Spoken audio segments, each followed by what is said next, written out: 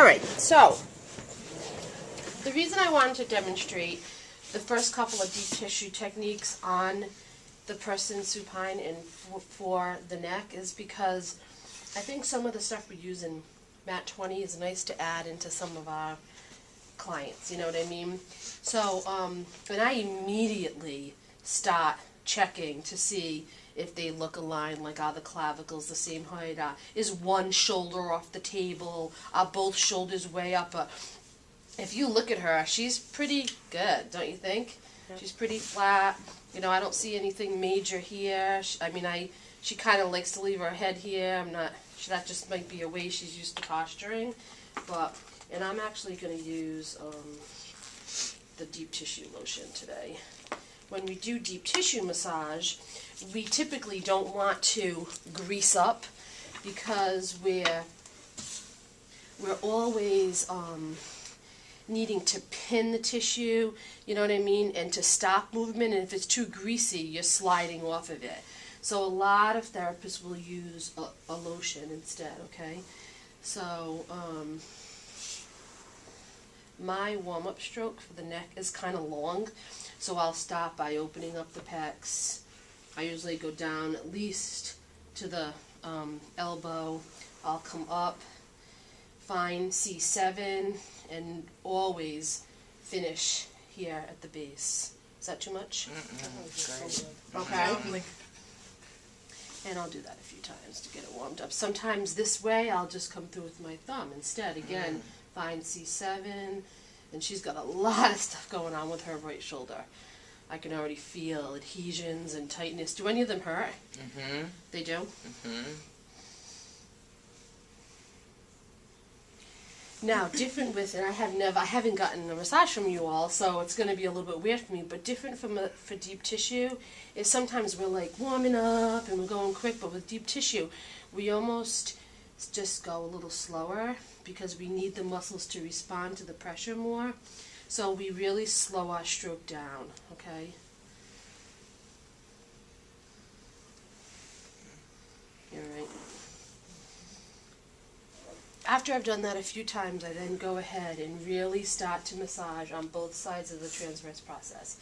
And what I do is my left hand is going on my right hand is on the left side of the spine, and this hand's on this side, and I'm alternating, okay? And I make sure I get, I know where C7 is, so I make sure I get into, the thoracic ones a little bit lower because I'm going to actually catch the rhomboids there and the traps. And I'm coming up, and coming up, yep, and coming up, and coming up, and I'll even speed it up and really, and I'll start to really open this up. You doing all right? That's awesome. Keys back. Oh, okay. And I don't know if you can tell, but now I've really slowed it down, and I'm really coming in slowly by each one, and I'm kind of finding right along that where we found the occipital protuberance. This is that whole ridge, and I'm really just holding, okay? And deep tissue, you have to be patient, you can't be in a rush or, thinking, how you do a full body, you're like, oh my God, I get to the whole body, I got to get to the legs, I get to the feet, you don't have to worry, you're not in a hurry because my job today is just to work on her neck, so I'm not feeling that sense of, oh my God, I got to get this, I got to get that, I got to get this. It's just, let me give the neck a chance to respond, okay? So at some point, I start to feel like this starts to feel a little bit softer. I'm really trying to separate some of the spinous process. I've really tried to release here. And why don't I right now show you what I do for an OA release. So you get your fingers and you embed them under, okay? And I have a fairly good amount of pressure. Would you say? Mm-hmm. And what I do is just flex the neck just a little bit and let her be nice and heavy. And as she rolls back, just let them sink in. And I'm checking my own posture to make sure that I'm not sinking in with her. And you hold. And what's easy about this is her head is doing the work. Okay? Alright, so now I feel like she's ready, alright? So, I'm going to work on this side first, so I don't know if you guys want to scoot over, but I'm going to pin, I remember Levita is like one of those big ones we always want to work, so I always think that's the phone one, that one that holds, and it's the one that raises your shoulder up. But Levita actually doesn't insert directly on the occipital. It's a fascial connection, so it inserts like on another muscle fascially, at least part of it, that inserts on it. But I still hold, this is where I do my pressure, okay? And I turn, and I feel like I can very easily check her range of motion this way. Oh, that was free. Sherry's gonna be jealous. Huh? Sherry's gonna be jealous. That's what she wanted. Yeah, I know, she just got it naturally. And then I feel now like I have this whole thing I can start working here. Okay? Right from the top, and you can see me bumping. Can you guys see me bumping over it? And it gets a little yucky in here. You okay?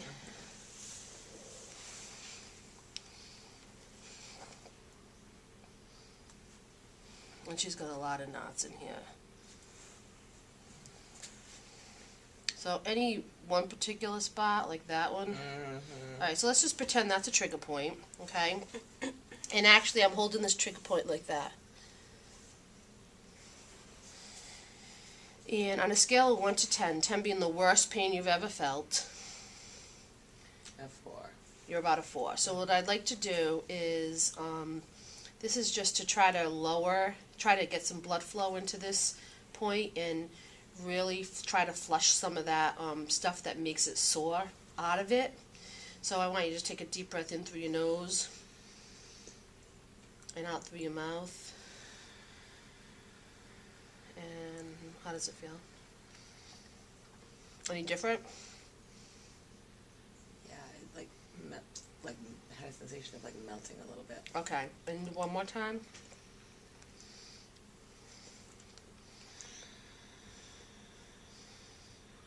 And very good, I really felt that. And you feel better? Yeah, that's wild. Alright, I'm just gonna now flush this through a little bit.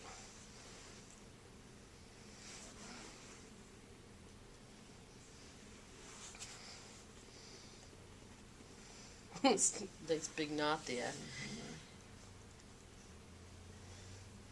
And just go ahead and push your shoulder up in my hand. Good. And relax. And one more time, push and relax. Good. And now I'm going to show you how I'm going to stretch it. So we know this is long on a long right now, right? So I want to bring this to a shortened position. So I'm going to shorten it up to put it on a lot of slack. Okay. I'm going to pin from maybe right here, just because this is a good way I can get it, and I'm going to stretch and move. Okay?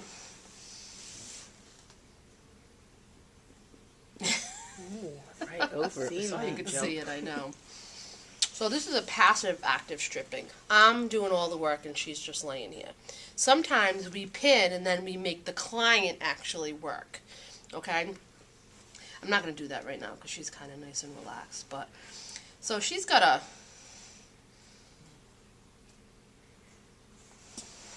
fairly good knot here.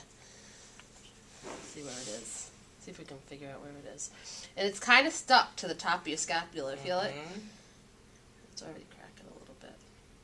So all I'm doing, what does it feel like I'm doing? It feels like you're making it small, like breaking it up. I'm just literally. breaking it up by just going. I'm using my middle finger, and I'm just. Circle? I'm actually kind of strumming it. Oh, okay.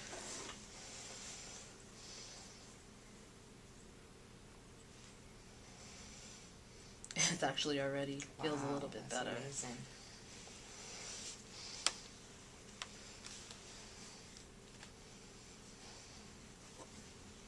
Alright, so maybe at this point, I might then go do the same thing to the other side, just to make sure she stays really balanced.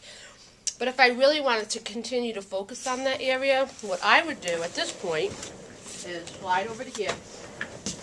Yep, Kelly, come back there. And see it. I like Looks perfect. working on this side a lot. By the way, I have this candy in my mouth, and when you watch this video later, it's gonna be like, and what's this? Mustard process. Right, I'm gonna actually give her a little pressure there and go ahead and turn, and that way I can, again, and I love being able to do this. Passively stretch it and really pull. Am I hurting you? Feels great. And in this position, I always try to start to come down. And besides the trap, what muscles can I get between the spine and the scapula? Rhomboids. Rhomboids, excellent.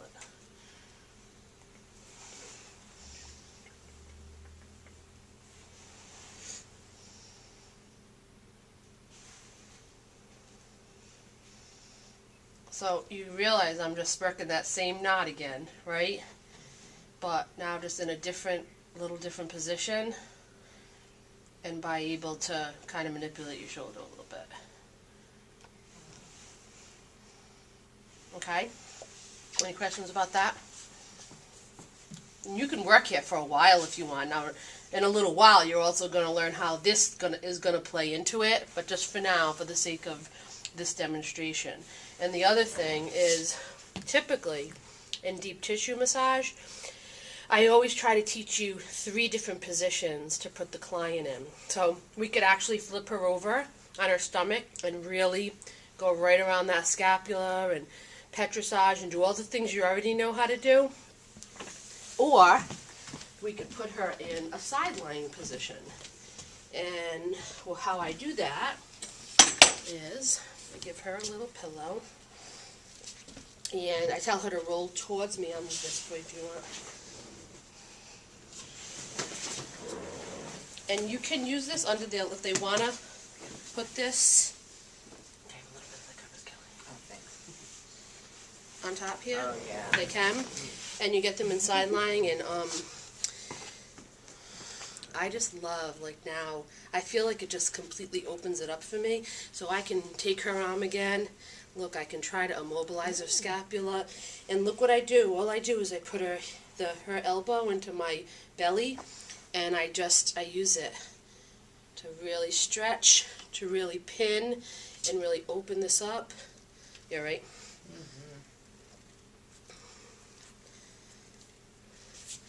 I can come here, you know, I can work here. It's cracking a lot. Can you hear I it? heard that one. Girl, you Is are it too much? stressed. I love it. You can come here, work all the way down. You can even come to the other side. In Swedish this way.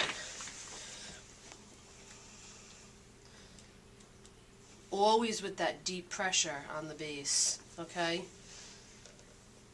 What's this called? Petrissage. Petrissage, yep.